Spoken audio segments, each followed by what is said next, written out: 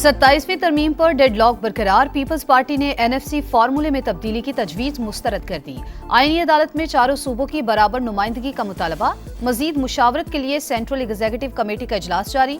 सदर मुमलिकत आसिफ अली जरदारी भी शरीक। हुकूमत को जवाब का इंतजार। सेनेट का इजलास कल तक मुलतवी।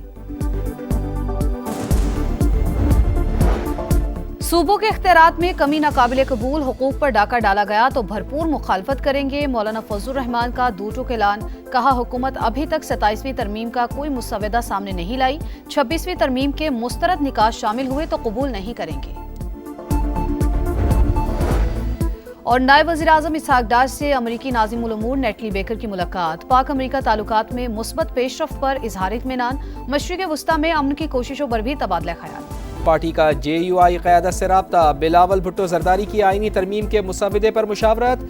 सेनेटर रज़ा रब्बानी कहते हैं, पीपल्स पार्टी किसी किस्म का समझौता करने को तैयार नहीं।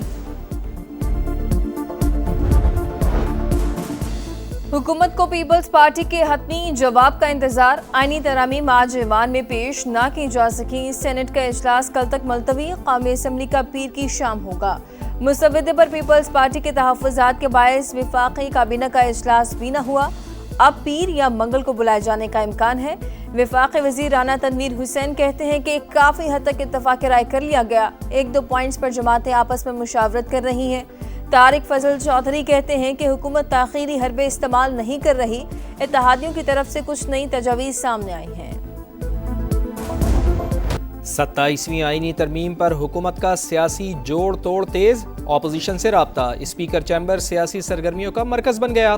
स्पीकर सरदार अयाज सादिक और वफाकी वज़रा से PTI रहनुमाओं की मुलाकात। 27वीं आईनी तरमीम पर हिमायत की दरख्वास्त। तरमीम का सूबाई खुद मुख्तारी पर कोई असर नहीं होगा। हुकूमत की यकीन दहानी। ऑपोजिशन का इनकार। तरमीम का तहरीरी मुसवदा मांग लिया। कहा, तरमीम पर कोई भी फैसला बानी PTI ही करेंगे। हुकूमत का जमीयत उलमा इस्लाम से भी राब्ता। आईनी तरमीम के लिए हिमायत मांग ली। मौलाना फजलुर रहमान का तहरीरी मुसवदा फराहम करने का मुतालबा। JUI की बैठक। तरमीम पर मुशावरत। लग रहा है पीपल्स पार्टी मुकमुका के चक्कर में है। चाहती है कुछ लेन देन से काम चल जाए। PP 2-3 तरमीम पर साथ देगी, कुछ को मुस्तरद कर देगी। असद कैसर का दावा। कहा, पीपल्स पार्टी को चाहिए आईनी तरमीम को मुकम्मल तौर पर मुस्तरद कर दे। आइन के तहफ़्फ़ुज़ के लिए खड़ी हूँ। ये असम्बली अवाम के मुंतखब नहीं, इसके पास आइन में तरमीम का कोई इख्तियार नहीं। सेनेट में PTI की पार्लिमानी पार्टी का हंगामी इजलास। 27वीं आईनी तरमीम पर अपोजिशन की हिकमत अमली पर मुशावरत।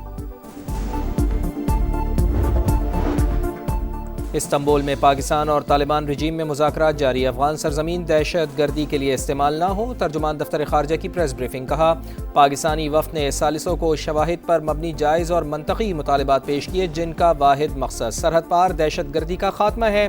तर्जुमान ने सोशल मीडिया पर गर्दिश करने वाली अफवाहों को क़यास आराइयाँ हैं या दानिस्ता गुमराह कुन इत्तलात करार दिया। वज़ीर दिफा ख्वाजा आसिफ ने कहा, चाहते हैं कि पाक अफगान मुज़ाकरात में चीज़ें ज़बानी ना हों, सब चीज़ें वाज़े और मुआहदे का हिस्सा बने। फिर दरअंदाजी होगी तो कतर और तुर्की ज़ामिन है।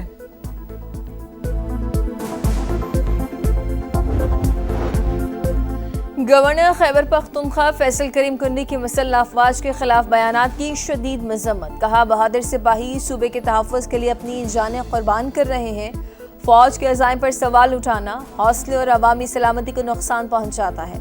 गवर्नर का वज़ीर आला खैबर पख्तूनख्वा से तहम्मुल और कौमी यकजहती बरकरार रखने का मुतालबा। कहा, सियासत को कौमी सलामती के इदारों को कमज़ोर करने का ज़रिया ना बनाया जाए। खैबर पख्तूनख्वा में हुकूमत नज़र ही नहीं आ रही। सरबरा ANP एमल वली खान की तनकीद। कहा, जिसको वज़ीर आला मुंतखब किया गया उसको बानी के अलावा किसी चीज़ की फ़िक्र नहीं। सूबे में दहशत गर्दी, बदअमनी और तालिबानाइजेशन है। बदकिस्मत सूबा 12 साल से कॉम्प्रोमाइज्ड है। वज़ीर आज़म शहबाज शरीफ सरकारी दौरे पर बाकू पहुँच गए। आज़रबाईजान के 5वें यौम फतह की तक़रीबात में शिरकत करेंगे।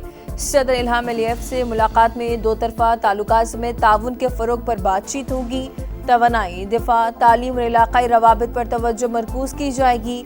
वज़ीर आज़म की नायब वज़ीर आज़म इसहाक डार को मुल्क में रहने की हिदायत। अहम जिम्मेदारियाँ सौंप दी। इसहाक डार पीपल्स पार्टी की क़यादत के साथ राब्ते में रहेंगे।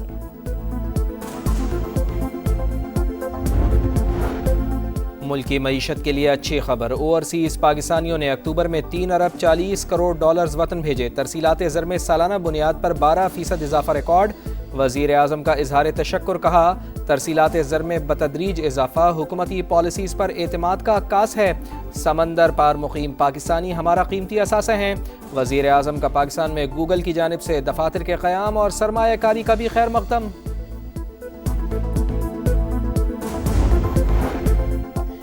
ایف بی آر کی بہتر مانیٹرنگ، شوگر سیمنٹ سیکٹر سے ٹیکس وصولی میں 52 ارب کا اضافہ، شوگر سیکٹر سے 11 ماہ میں 35 ارب 20 کروڑ زائد وصولی، رقم سیلز ٹیکس اور فیڈرل ایکسائز ڈیوٹی قیمت میں جمع ہوئی، رواں سال شوگر سیکٹر سے 75 ارب اضافی ریونیو کا تخمینہ، سیمنٹ سیکٹر سے ٹیکس وصولی میں 17 ارب کا اضافہ، سالانہ بنیاد پر 102 ارب ریونیو وصولی کا اندازہ۔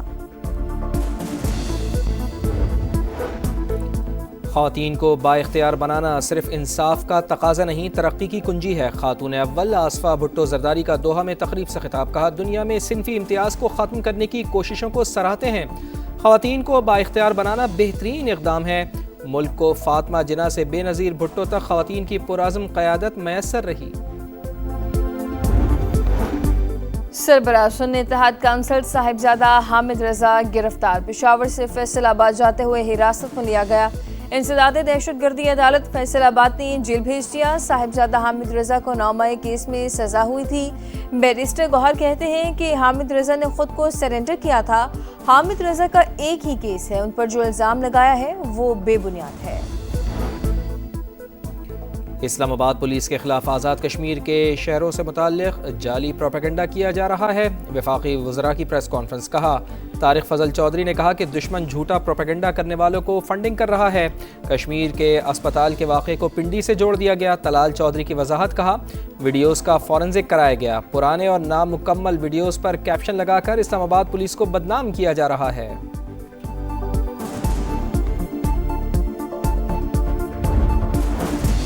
چین کا نایاب معدنیات کی برآمد پر عائد پابندیاں اٹھانے کا اعلان، ایکسپورٹ کنٹرول سے متعلق اقدامات معطل، اقدامات کا اعلان 9 اکتوبر کو کیا گیا تھا، چینی وزارت تجارت کی تصدیق، سویابین کی تجارت کرنے والی 3 امریکی کمپنیوں پر پابندی بھی اٹھا لی، چینی اور امریکی صدور کی ملاقات میں نایاب معدنیات پر پابندی کے خاتمے پر اتفاق ہوا تھا۔ غزہ میں صہیونی فوج کی جانب سے سیز فائر کی خلاف ورزیاں جاری، خان یونس میں ڈرون حملہ اور فائرنگ، متعدد فلسطینی زخمی، صہیونی وزیر دفاع کا غزہ میں موجود تمام ٹنلز تباہ کرنے کا حکم، حماس ہتھیار بین الاقوامی فورس کے حوالے کرنے کو تیار، امریکی خصوصی ایلچی اسٹیو وٹکوف کا دعویٰ، رفح میں محصور حماس کے ارکان کو محفوظ راستہ دینے کے لیے اسرائیل پر دباؤ ڈال رہے ہیں، حماس اپنے وعدے پر قائم رہی تو امریکہ کی جانب سے غزہ کے لیے تیار کردہ ترقیاتی منصوبہ غیر معمولی ہوگا، اسٹیو وٹکوف کا میامی میں امریکی بزنس فورم سے خطاب۔